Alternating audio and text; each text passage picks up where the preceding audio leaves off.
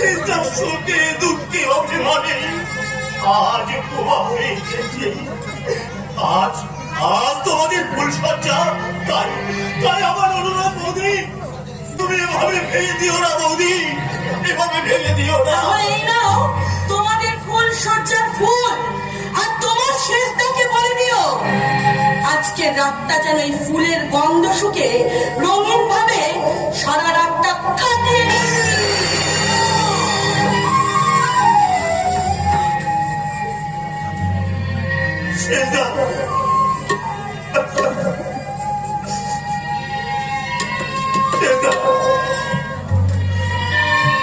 সুশান্ত, এগুলো এগুলো আমার ফুলসজ্জার ফুল।